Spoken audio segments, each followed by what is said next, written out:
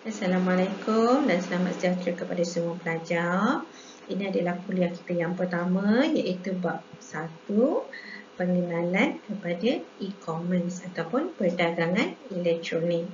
Okey, pelajar boleh menonton dan mendengar slide demi slide yang saya paparkan. Seandainya ada persoalan, boleh majukan terus kepada saya sewaktu kita live ataupun boleh bertanya terus dalam Telegram. Andai kata masa dengar kita punya lecture ni anda mengantuk, anda lapar, boleh stop dulu, boleh pause dulu, pergi makan, rehat-rehat dulu, kemudian sambung balik dengar. Ini adalah definisi e-dagang ataupun maksud e-dagang, iaitu sebuah transaksi elektronik, satu urusan ataupun urus niaga secara maya, yang melibatkan pembelian, ada pembelian dan juga ada penjualan, ada jual dan juga ada beli, dan juga mesti ada pengaliran maklumat. Macam mana maklumat tu dialirkan?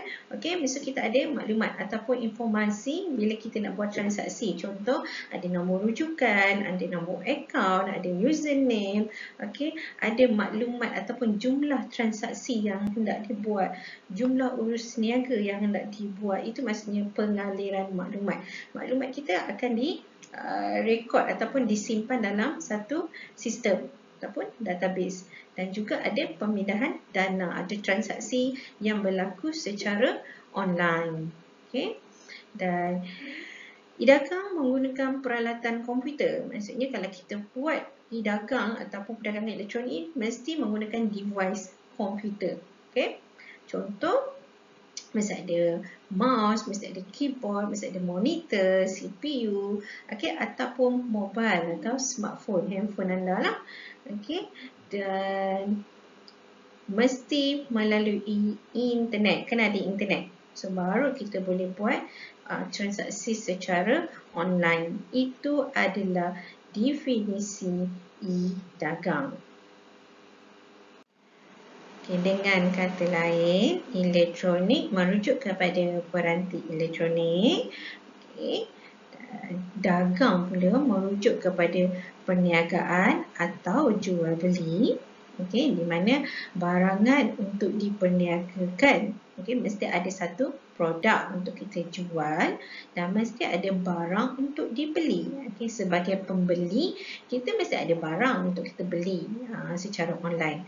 Seterusnya, menjalankan perniagaan biasanya di tempat yang berbeza. Sekiranya anda adalah peniaga, kemungkinan katakan anda adalah dropship, anda buat franchise, So, perniagaan biasanya akan dibuat daripada pejabat anda sendiri. So, daripada segi sistem urusan beli, kita jalankan secara elektronik. Manakala membeli, sekiranya anda adalah pembeli, membeli barang daripada tempat yang berbeza. Contoh, anda berminat dan nak membeli tudung Niloufar. Tak semestinya anda kena pergi ke butik Niloufar. Jadi, anda beli secara online menggunakan website Niloufar. Pilih tudung dan bayar. 4 aktiviti utama e-dagang. Yang pertama, pembelian dan penjualan barang. Barang atau barangan lah, produk. Pertukaran data. Seterusnya, menghasilkan penyata kewangan. So, bila kita dah beli, mesti kita akan ada slip ataupun resit pembayaran sebagai rujukan dua-dua pihak. Rujukan kepada peniaga dan juga rujukan kepada kita sebagai pembeli. Dan juga penghantaran produk. So, kalau kita beli secara fizikal, kita pergi kedai, kita just carry, bawa balik. Cash and carry maksudnya kan. Tapi kalau kita beli online, akan ada lagi satu part yang kita kena isi untuk pada shipping. Shipping address, nak hantar kat mana, ada contact number, dan biasanya dia akan sediakan satu tracking number untuk kita trace produk ni pada hari yang keberapa dah sampai ke mana proses penghantaran ni. Okay? Kadang-kadang kalau kita beli produk ke overseas makan masa sebulan, tapi bila kita tengok 15 hari, tengok dia dah sampai ke mana. So kita boleh nampak progres penghantaran produk. Okay? Seterusnya, e-dagang, okay, kita merujuk kepada pembeli. Okay, pembeli kita akan dapat maklumat mengenai pembeli. Okay, maklumat biasanya pembeli akan memasukkan maklumat seperti nama mereka, okay, alamat rumah, okay, bilangan produk yang hendak dibeli.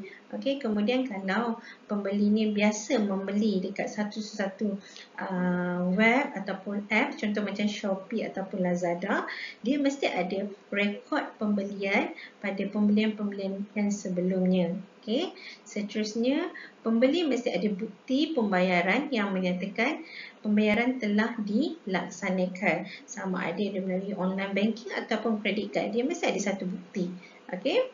Seterusnya, kalau dari segi penjual, okay, penjual dia akan ada maklumat mengenai barang. Okay, penjual mesti akan beritahu barang ni stok dah tinggal berapa. Normally kalau tengok kat Shopee ataupun Lazada, dia akan beritahu kuantiti, bilangan kuantiti yang ada.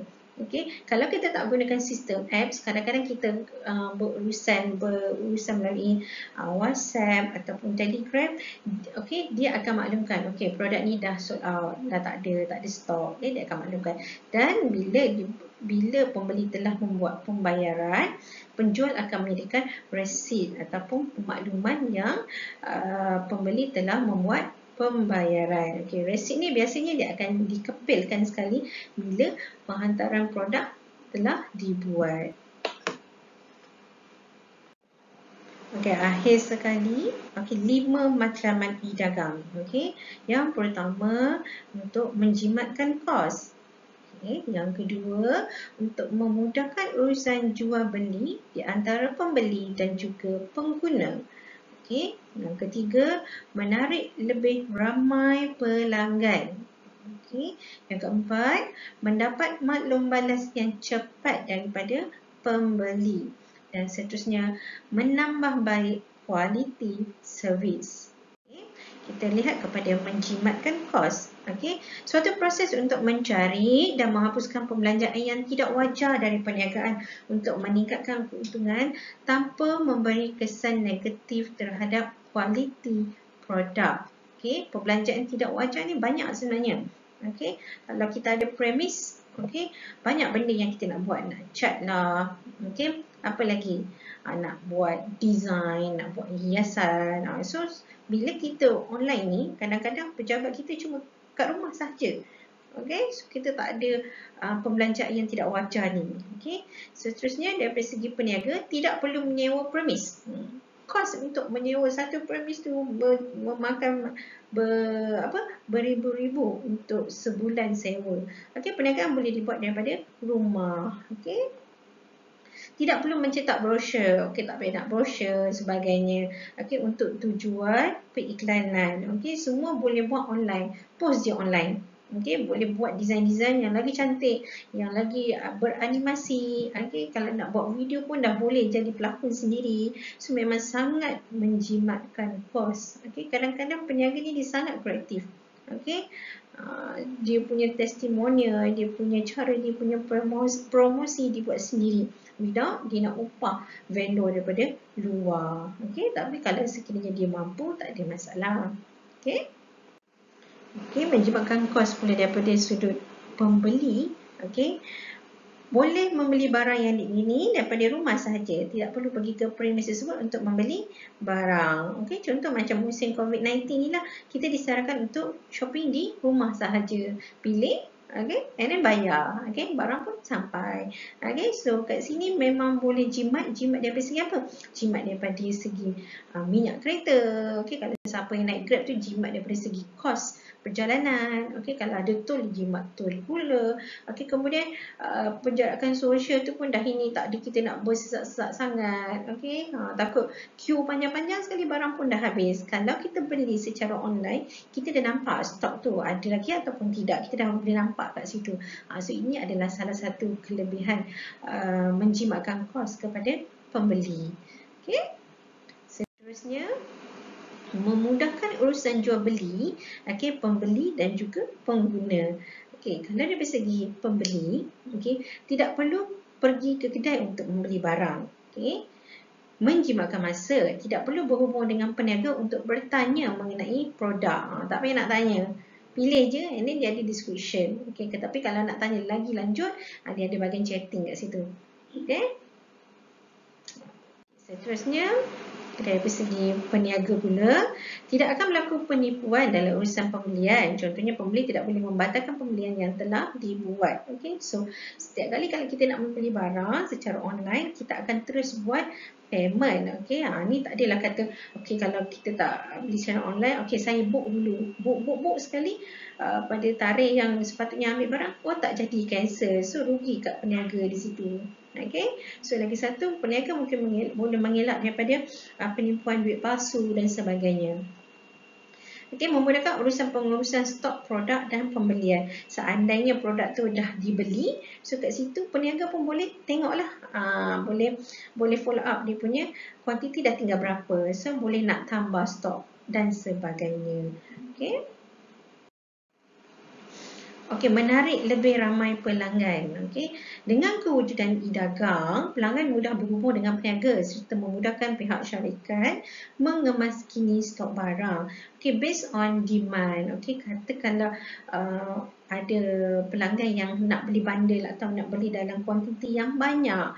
Okey, so kat situ dia boleh berhubung dengan peniaga dan pihak syarikat boleh katakan nak beli dalam 1000 unit. Okey, so kita boleh deal teruslah, 1000 unit, okey, lock. Itu maksudnya. E-dagang merupakan satu kelebihan bagi sebuah syarikat kerana tidak semua perniagaan punya laman webnya tersendiri. Okey, bukan semua bisnes ada website sendiri.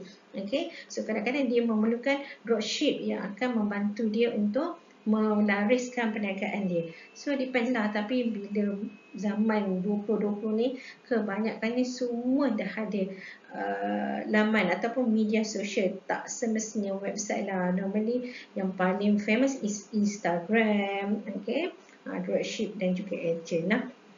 Okay. Okay, seterusnya mendapat maklumat yang cepat daripada pembeli. E-katalog. Okay, pelanggan perlu berhubung dengan peniaga untuk mengetahui keterangan produk melalui aplikasi WhatsApp, Facebook dan sebagainya. So, peniaga akan susun dia punya produk secara katalog, e-katalog, tunjuk. Okay, so kalau nak tahu lebih detail, okay, kita akan terus kat bayar sini, kat bawah tu dia akan terus WhatsApp, dia ada WhatsApp link, kita terus direct. Boleh untuk nak tahu maklumat lanjut, boleh terus berhubung dengan peniaga tersebut. Okay. E-commerce telah memaparkan segala penerangan mengenai produk yang dijual dan pembeli boleh terus membuat pembelian dan pembayaran secara atas talian. Okay. Normally kalau dalam sesuatu produk dipaparkan, produk online dipaparkan, biasanya kat bawah tu mesti ada description dan juga testimonial. So daripada situ kita sebagai pembeli, kita akan tengok rating, dia akan ada rating berapa star. Okay. Kemudian berapa orang yang dah beli. Lepas tu baca testimonial. Daripada situ kita akan rasa yakin bila kita nak beli produk, because daripada berapa banyak pembelian yang telah dibuat, berapa banyak rating yang dibeli oleh pengguna ataupun pembeli macam kita sendiri, dan juga based on testimonial yang ada. Itu salah satu maklum balas yang cepatlah daripada pembeli. Okay. Dan yang terakhir, menambah baik kualiti servis. Internet boleh bertindak sebagai alat servis yang sangat efisien untuk perniagaan anda, terutama jika anda menggunakan media sosial untuk perniagaan. Okey, maksudnya di sini, internet ni, kita tahu internet dia punya, kita nak surf internet ni 24 jam, anytime, any place. Okey, bila-bila masa sahaja, di mana-mana sahaja. Okey, tapi kalau kita ada premis, okey, premis dia ada limit sikitlah.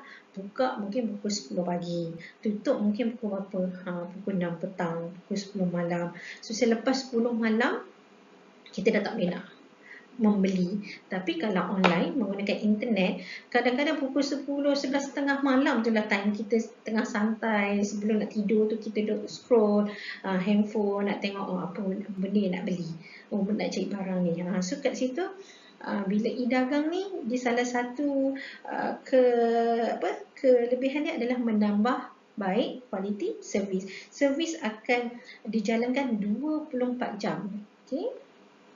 Dari segi pembayaran, pembeli boleh membuat pembayaran secara atas talian, buat online, pembayaran online, mengikut jenis bank yang telah ditetapkan oleh laman web. Normally semua bank sekarang semua dah boleh buat pembayaran secara online. So mudah, tak payah nak keluar cash banyak-banyak. Okay, transfer je online. So senang. Okay, so bila tengok kat bank pun kita boleh tahu, okay, amount ada dalam 500, okay, boleh beli shopping lagi. Itu maksudnya lah.